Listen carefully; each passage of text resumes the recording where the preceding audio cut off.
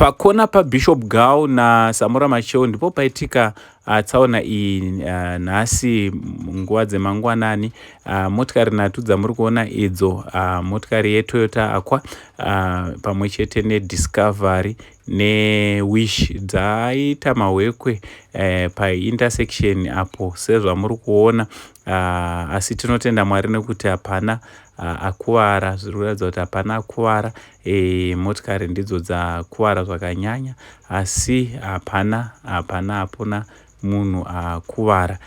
Of course kuti vanga varipo vave involved mutsaona iyi vamwe vangoshokekawo nekuda kwetsaona iyi, asi tichitenda Mwari kuti hapana anoratidza kuti akuvara zvakanyanya.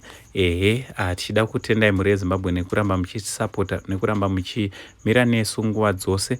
Tichida kukurudzira vatyairi kuti nguva ino yatiri nguva yekunaya kwemvura, ngatipractice extra caution patinenge tichityaira tiri mumugwagwa. Zvakare ngatiteedzei mitemo.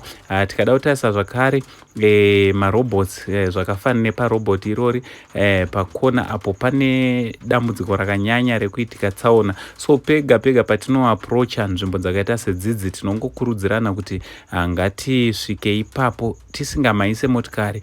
Ngatipracticewo stop and go. Handiti unosvika womira wotarisa mativi ose woona kuti kwakachena kuitira kuti wobva wazopfurirako mberi. Tisasvike pamarobots anenge asingashande tichimhanyisa motikari. Uye ngatiwanikwe tiri tinonzwisisa kuti patiri kutyaira motikari hausi wega une motikari iri kufanira ichifamba mumugwagwa. Maroad users ese ane kodzero yakangofanana newe kuti ange ari anofambawo zvakare mumugwagwa. So ngatiitei tichisiyirana mukana patinenge tichityaira. From Uncle Saint, the only Zim Uncle tatitingokuinzirai nyaya dzachona dzichipisa nekuti always tinenge tiripo panenge pachiitika nyaya dzachona. Aiwa, itsaona yatanga tati tikuzivisei.